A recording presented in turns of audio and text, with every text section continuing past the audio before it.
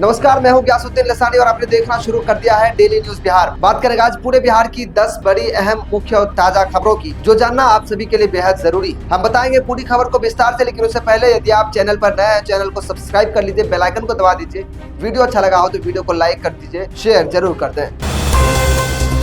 पूर्णिया की निर्दलीय सांसद पप्पू यादव ने अमेरिकी राष्ट्रपति डोनाल्ड ट्रंप को बताया सनकी, कहा भारत को मानवता के लिए आवाज उठानी चाहिए। पूर्णिया से निर्दलीय सांसद पप्पू यादव ने ईरान इजराइल संघर्ष पर कहा कि एक सनकी ने इस दुनिया की शांति को खत्म कर दिया है।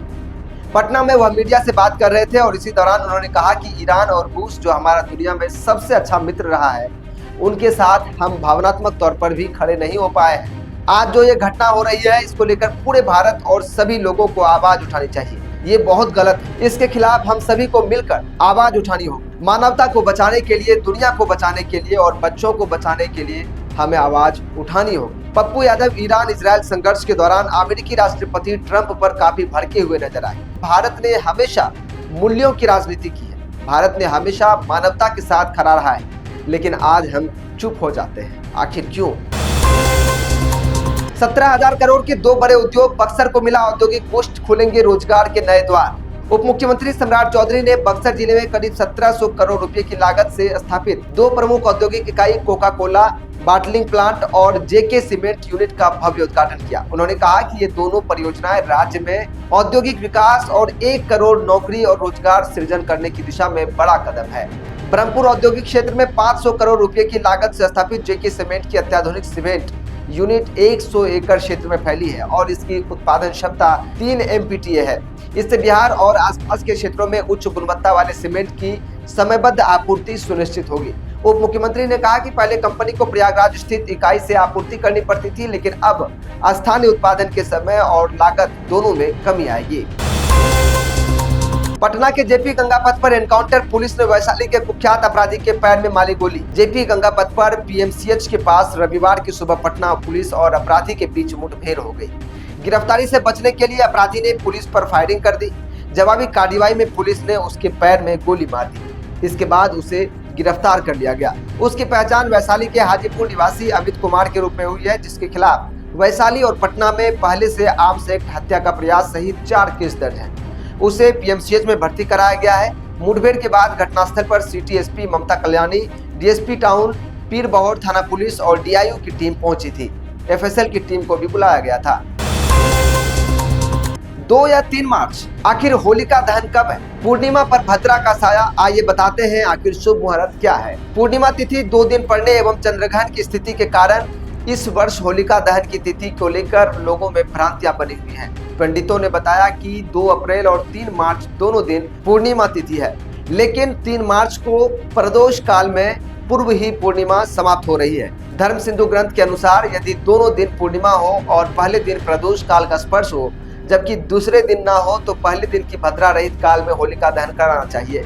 हालांकि इस बार 2 मार्च को पूर्णिमा के साथ भद्रा का साया भी है, लेकिन शास्त्रों में भद्रा मुख का त्याग कर दहन करने का उल्लेख है। अतः 2 मार्च को रात्रि 9:15 से लेकर 11:15 के बीच मध्य भद्रा के पोष काल में होलिका दहन करना शुभ एवं शस्त्र सम्मत रहेगा। उन्होंने यह भी बताया कि 3 मार्च को पूर्णिमा तिथि संध्या 4:29 तक रहेगी, इसलिए 4 मार्च बुधवार को वसंतोत्सव एवं रंगोत्सव मनाना श्रेयस्कर होगा।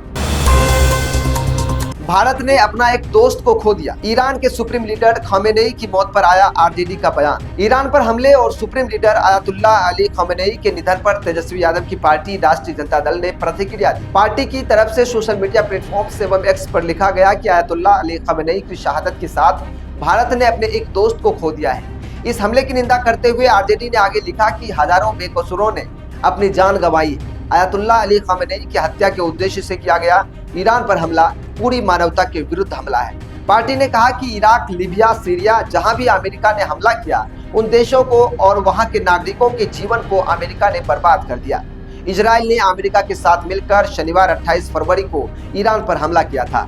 इस हमले में ईरान की राजधानी तेहरान समेत कई जगहों को निशाना बनाया गया था। इस हमले में स्कूल पर भी बमबारी की गई। वहीं हमले में रविवार 1 मार्च को ईरान की supreme leader Ayatollah Ali Khamenei की मौत की पुष्टि कर दी गई।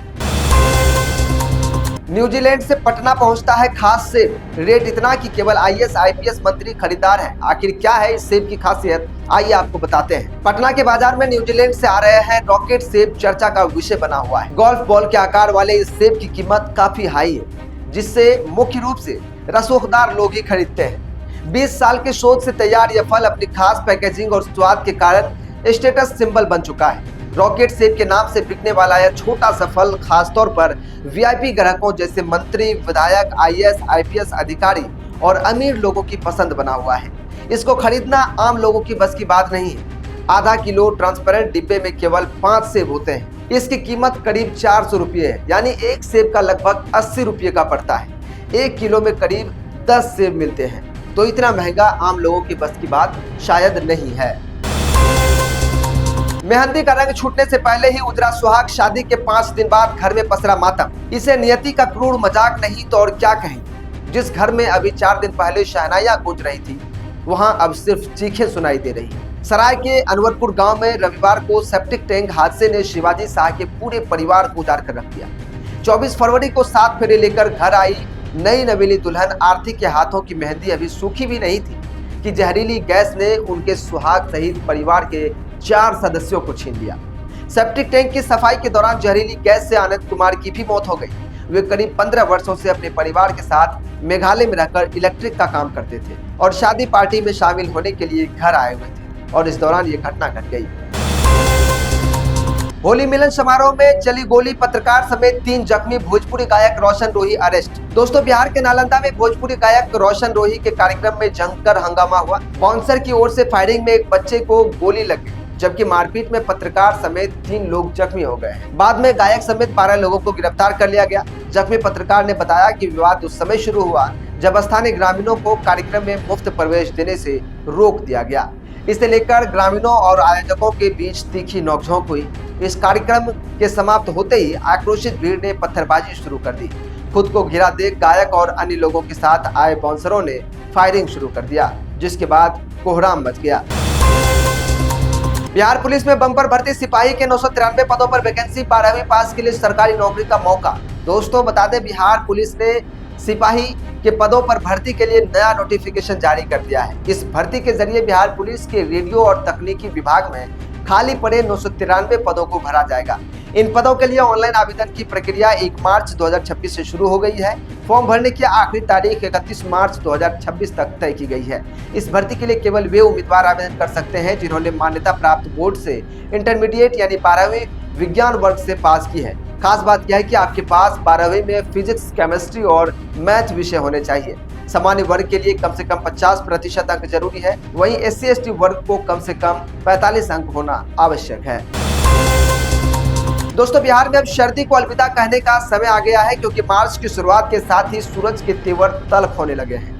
आज 2 मार्च को पूरे बिहार में मौसम शुष्क और साफ रहेगा। राजधानी पटना में आज का पारा 32 डिग्री सेल्सियस तक पहुंच गया है।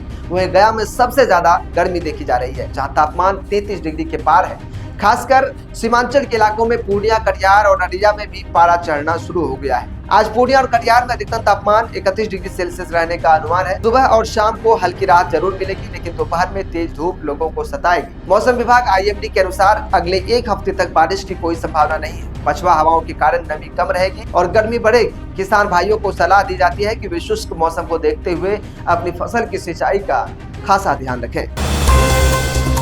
तो दोस्तों, ये थी आज पूरे बिहार की 10 बड़ी और अहम खबरें जिन्होंने पूरे दिन सुर्खियां बटोरी और मौसम का पूर्वानुमान हम आप तक पहुंचा रहे थे। अगर खबर पसंद आया हो, वीडियो अच्छा लगा हो, तो वीडियो को लाइक कीजिएगा, ज्यादा से ज्यादा शेयर कीजिएगा। चैनल पर नए हैं तो चैनल को सब्सक्राइब करके बेल आइकन को दबा दीजिएगा, ताकि कोई भी नोटिफिकेशन आपसे मिस ना हो और सभी खबरों से रहें आप अपडेट। मिलते हैं कल फिर इसी तरह की खबरों के साथ। तब तक के लिए हमें दीजिए इजाजत। नमस्कार, जय हिंद, जय बिहार।